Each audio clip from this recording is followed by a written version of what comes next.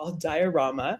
And really what we realized in building online exhibitions was that we can't totally build an entire world in something that's easily accessible, visible all around the world, and that loads really quickly and cleanly on any device. We have technological barriers to this, and the digital divide is really strong.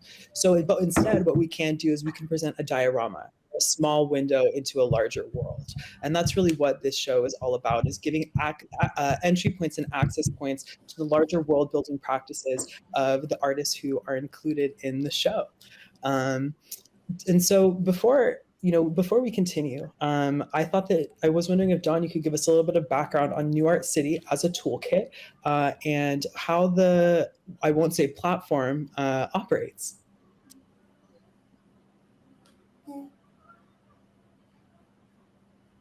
Sorry, Dawn, 1 second. I think you're muted. There we go. Try that again. Yeah, just want to say it's great to be working with Gray Area again for the second year in a row to present their festival, as well as several of their exhibitions throughout the year. So New Art City, it's a website, and it's really a toolkit for artists working to build and work in 3D. So you can bring in whatever kind of multimedia files that you've got, upload them, and arrange them in a 3D space. And the idea is that this is a toolkit that's accessible to artists, and you can build and present your work in the kind of format and the setting that you imagine, like the best possible setting for your work that you just create yourself. And yeah, we're always accepting new proposals and submissions. We have a proposal form on our site, so you can easily get in touch and tell us what you want to do, and then we'd send over space to you. And it's just like a regular content management system where you upload your stuff and then you work with it in the toolkit. We've been going for about a year and a half now. We started in March of 2020, and we have around 70 shows launched and many, many more that are kind of quietly below the surface. So yeah, we'd love to work with any artist who wants to reach out, and especially with universities, students, organizations. Like Gray Area is such a great example of an organization that's really made like the most use of New Art City, made the most of the toolkit. So yeah, I want to pass it back to you, Wade. Thanks so much, John. I just want to screen share a little bit of the site so you can check out what it looks like. And now I want to jump in and start actually showing you the exhibition.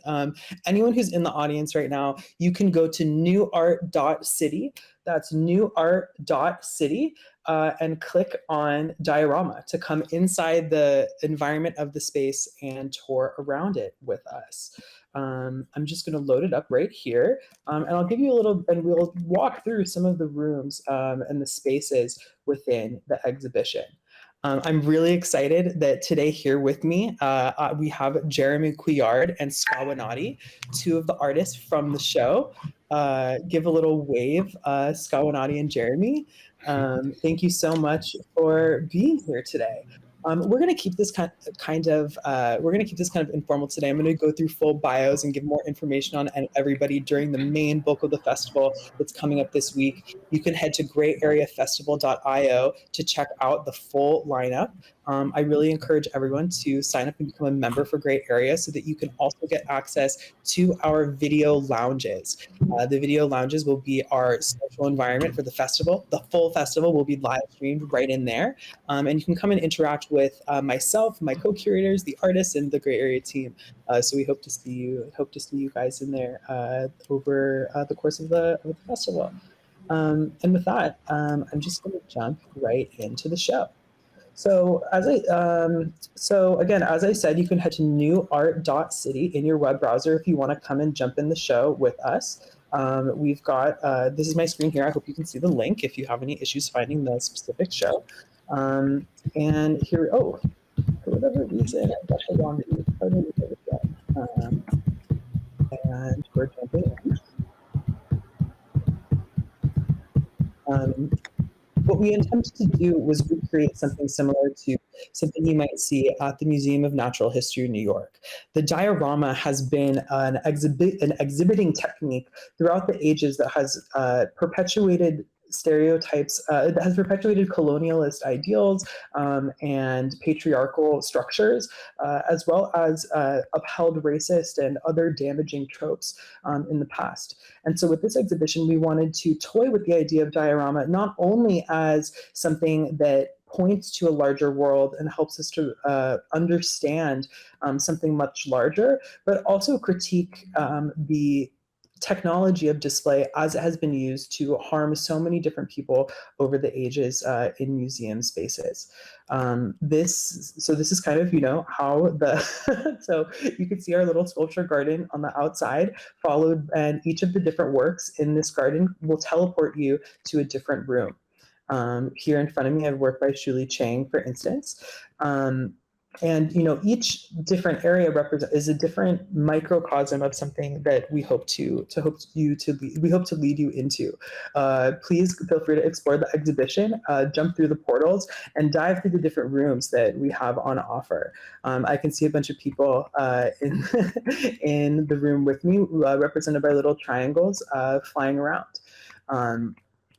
And without further, Sammy, do you want to talk a little bit about some of the environments that you've made in here, and how you were thinking about implementing this idea of diorama that I brought to you? Sure. Well, I don't have that much experience with 3D modeling, to be honest. I've been doing this for like 6 months. I was just like figured out a couple of tricks and I was like seeing if they would work. And sort of, I don't know, I made a completely different other exhibition before, like, I don't know, I think like 2 weeks before we, or like 2 or 3 weeks earlier, it was like, this room was just completely different. But like, I think, yeah, I was really trying to see like what other people were doing. And there was definitely like a theme of water. And they were like, I was looking into, like, I was trying to sort of filter back the insights from what I was seeing elsewhere and make it so it was like a congruous space. So like, originally it was a forest and there were a bunch of galleries all around it that were all different and like shifting in shape, but it got like really confusing. And so I made this animated forest that I liked.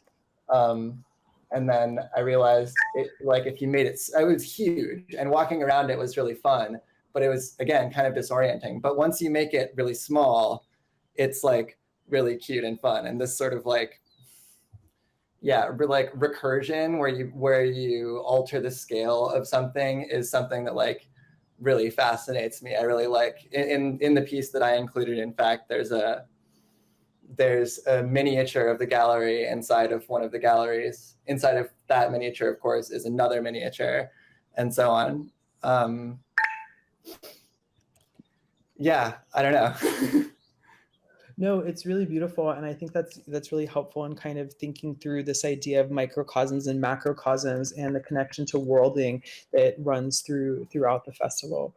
And it's the way you played with scale here with the small trees, the small Joshua trees and cactuses on this desert landscape. Meanwhile, you have the massive towering figure of Le Musum by Hisu Kwan here. It's quite clever and really fun to explore. Since we're right here, we're right at the portal to Skawanati's room. And yeah, sorry about that, guys. I'm having a screen share moment. Sweet. Oh, the joys of virtual technology.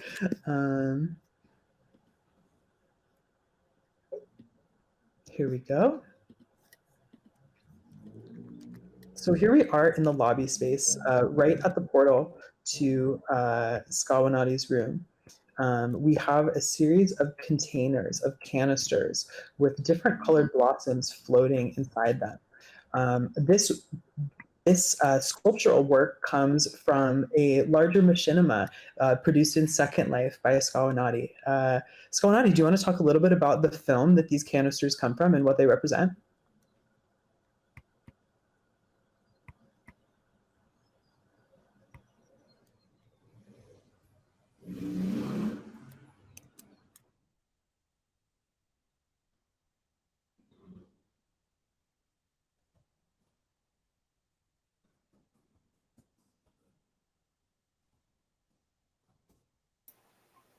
Can you hear me? Yes. Okay, sorry about that. Oh, I'm not this. So I made a movie, a machinima, called She Falls for Ages. And She Falls for Ages is a sci-fi retelling of the Haudenosaunee creation story. Haudenosaunee is Iroquois. For those of you who don't know, we've just restarted in the last few years using our own name for ourselves.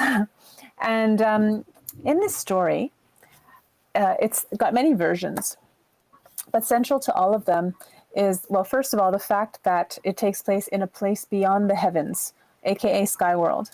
And in Skyworld, or on Skyworld, is a tree, the celestial tree, which figures prominently in a lot of our beadwork and is talked about all the time. And here you see it, my version of it. In one story, it says it bears many different fruit. And another story, it says its blossoms light the world. And so that's where I got the idea to have glowing blossoms. And as well, in the stories that I've always heard, Skyworld looks like pre-contact Iroquois. So there are, wooden longhouses, and people wear buckskin clothing, and there's clay plots. And I was like, what if Skyworld was another planet, really? And what if it looked super futuristic? And so that's what I wanted to have happen in Skyworld. And then, so I made that movie, and you can go see it at skywanati.com. And it's about 20 minutes long. But then I made a prequel, just like a 1 minute, seriously long machinima. And in it, I imagined, I didn't tell you a whole bunch of stuff. You have to watch the whole movie to get the prequel, I guess. Anyway, I don't want to talk too long, but the canisters or the vats, I'm not sure what to call them. We never named them, but I put those in another machinima, and you can see inside each one is a blossom as though they were being developed, because the idea that I imagined in Skyworld was that the people of Skyworld, who are brilliant botanists, developed an energy-producing, light-producing tree over thousands of years of careful cultivation. So this is a slice of Skyworld, just a very simple kind of nod to the set that we had in the movie. The tree is a central element of that set. We have the same floor in that set. We have a pink sky, pink atmosphere in that set. And so I put the canisters around them because I thought it would be a really nice installation. And I believe you can click on something like maybe the tree, and you can actually go and see more parts of the set. You wouldn't actually be on the set, but you would be at Abtec Island. Aboriginal Territories in Cyberspace is a research creation network that I co-founded with my partner, Jason Lewis. And we have had our cyberspace headquarters in Second Life on Abtec Island for a number of years already. And we've developed it in such a way that you can go visit it, of course, 24/7. On Fridays, we have research assistants. Jason's a professor, so some of his research assistants are in world to greet you, show you around, give you a tour. You could be like, where's the rest of this She Falls for Ages set? And they'll show you. I could talk for ages, so I'm going to try not to do that. But if you have any questions, if anyone has any questions, I'll be here for a while. Yeah, everyone come join us in the video lounges, and we'll go through a Q&A, and we'll chat, and we'll talk all about the show. Skywanati, this is such a beautiful piece, and it's so meaningful to be able to include this here. Again, as you said, this piece is currently posed on Abtec Island in Second Life. And what we tried to do here, again, was create a small diorama that leads to a larger world. So we encourage you, as you explore the show, to click the link, go through to the larger universes that artists have created, and please see these works in their native virtual context. This is just a small diorama of something much, much larger and much more expensive. Wow, so beautiful. I mean, Skywanati, I know that you have some open hours in Abtec. Is there a good time for people to come and visit? Yes, thank you for asking.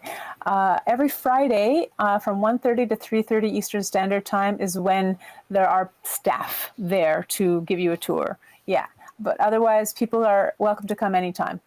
Wonderful. Yeah, I encourage everyone to check it out. Second Life is a really beautiful and rich ecosystem that has been stalwart in online communities for well over a decade, maybe even two now.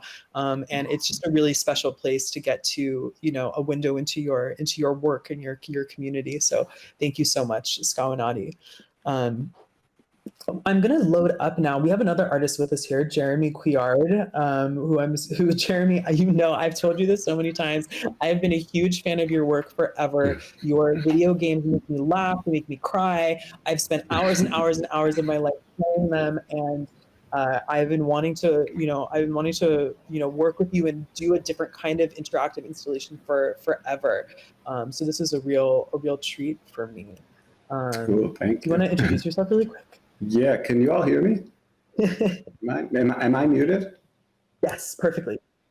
Oh, you hear me? Okay, cool. Yes, you're good. I've been on Zoom all day for work. I'm a professor. We had meetings all day, so I'm just used to Zoom, and now I'm a bit zonked. So sorry. Hi, I'm Jeremy Couillard. I'm an artist and a game designer. And yeah, Wade, thank you so much for the kind words. I'm super excited about this festival. It looks really cool. And what else did you ask me? No, I wanted to. Before I jump right in, Before you jump right in, I was wondering if you could tell us a little bit about the room first. It has a kind of a strange title, and I wonder if you could tell us about that. Yeah. Let's see. So, the room is designed with a lot of assets from just different video games I've been working on. Some of it is from my last game, Fuzz Dungeon, Wade, which I think you played recently. It came out in June. But those assets were a little too large file size wise. So I started using a lot of assets from a current project I'm working on where I'm building out a city. And what can I say? I guess I'm thinking a lot about the kind of world building I do is, I think about the world building we do in our heads automatically to kind of deal with reality in these kind of subconscious worlds that we build up that are kind of just an amalgamation of all the crazy shit happening throughout our entire lives. So I end up getting these kind of chimeric, weird monsters that sort of look like cartoons or video games I played when I was a kid. And I'm just creating a world that you can kind of explore that's sort of like being inside my head, I guess. And the title is, I was just wondering, nobody ever deals with vampires breathing. We know that you can kill a vampire with a stake or with a garlic or a cross, but what would happen if they just went underwater and didn't ever come up? Would they die? And it's just these kinds of worlds that we build in our head where the logic is not so fleshed out, if that makes sense, which it never is because we as humans just don't make a lot of sense, yeah. We do a lot of absurd things that we just don't realize how crazy the world is. Yeah. I think I'm on a delay, by the way. Oh, no, that's okay. Bandwidth is real. It's one of the protocols of our world that we need to deal with. And it's, again, hence part of the whole point of this entire festival. So just to go back, the title of the room is "Can Vampires Drown to Death?" And that's a really good question. I don't know the answer to, but maybe by space, said they cannot. Hopefully we can. Oh, that's good to know. It's good to know. Okay, good to know. I've never seen it though. I just watched the Jim Jarmusch vampire movie. I think that's why I thought of it. Oh my gosh. So here we are in your room. For folks who are in New Art City and listening in, go to, as you walk into the exhibition, walk forward and left and find the Deer portal. The Deer portal looks just like this. But here we are in the forest. These deer are so funny. I think they're just so silly, and crack me up. Um, and as we move through this part of the exhibition, there are small narrative pieces throughout.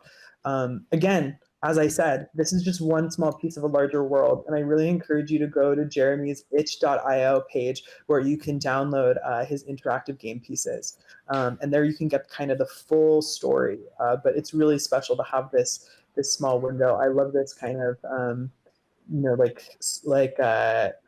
he's a yogi, like kind of meditating guy, kind of doing his little dance here. It's pretty funny.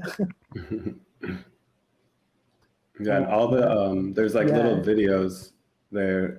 That's Long Island City, and I did that like go back in Oh, time in yeah. Google Maps, and it was just crazy how much it's changed. I think it's one of the fastest growing cities in maybe North America, but it's where I work, and I work at a community college, and I just think like, who is this change for? It's not for any of the people who live there, and it's just so funny to like build real estate just for speculation rather than for people to live in. Like, what a hilarious, like, what the hell? That's such a weird, very human concept. It's just so absurd. Yeah, I mean, it's really striking to see these images, and you kind of place them in different locations throughout the install, and they're quite jarring. You see them, and you're kind of not sure what you're looking at. It takes a few seconds before you really understand, what's happening in these different locations. Yeah, you really and I mean, have to- for you, what is it when you're walking through Long Island City, IRL? What does it feel like to you now? It feels very like oppressive. Just like there's these changes that are happening, and they're not for me or anybody I know. They're for mysterious outside forces that I don't want to have anything to do with to some extent, So it feels bad, I guess. But it's just a trend. Yeah, that's I'm imagining happening quite isolating. everywhere. Yeah.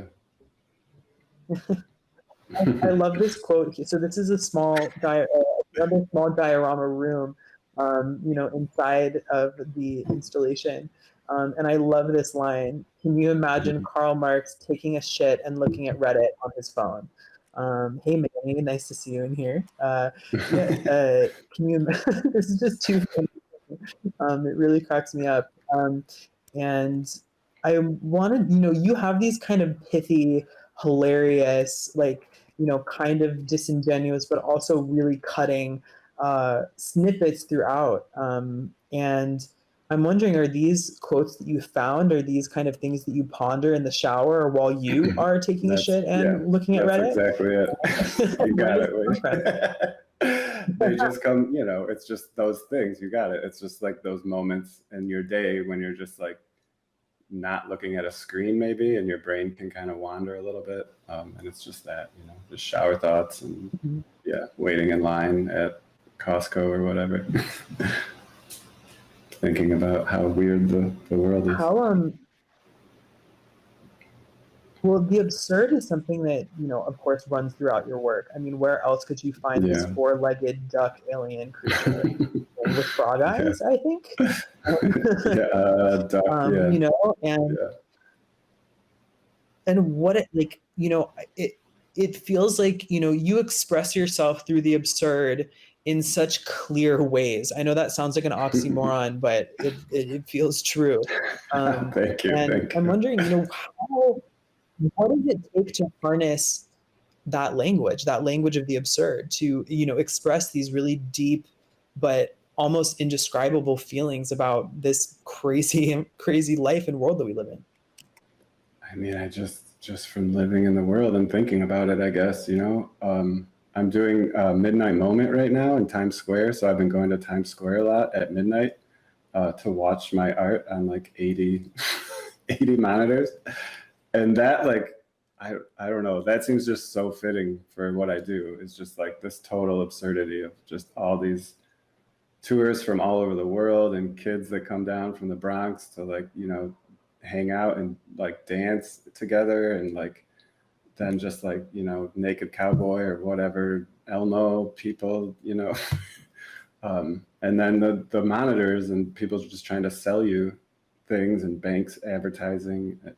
It's just such a wild world. And yeah, there's the guy you like. My absolute favorite part of the whole installation. It's the teeny tiny guy in the weird alien cow's butthole who has a T-shirt that says depression. Oh, Dawn's right in there. Dawn is coming through the gap, you know, Everybody's in. system. It's so funny, and like speaks to also, you know, to me, like the absurdity of what it feels like to be alive. I mean, what it feels like to be depressed. It's such a stupid feeling, and sometimes you just feel like, you know, you feel like this little guy, giant alien cow's butthole. It's just so. It just feels so true, you know. Yeah. But then I've always really admired that about your work and Thank you. Yeah, it's like it's never so simple as just being depressed, right? It's like you can be depressed, but also you have to remember how strange and wonderful in a way life is also. So it's like, it's really like life is always two different things all the time, or something, or, you know, it's never one thing, I guess. All around the country, crows are learning to play guitar and forming Christian death metal bands. Where do we go from here, and how can we become crows? To understand this, you really gotta get into these spaces and experience some of Jeremy's larger narratives. And then you end here on the rooftop with the witch swimming through the Long Island City pool.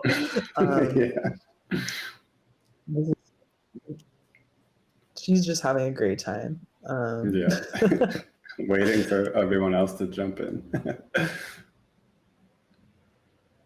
You know, I've always really appreciated, you know, the way that you know, express yourself, and you express these things about feelings. And, you know, there's two things that really come to mind that connect to the larger impetus for this show. You know, one being the connection to the fact that we live in bodies, and we have certain biological and socially constructed protocols that come along with that. One of them being feelings and how we express them and the way we feel, and, you know, having to live within a certain kind of world that is so many different things at the same time. And I think that the absurdity in your work, you know, really speaks to that really poignantly.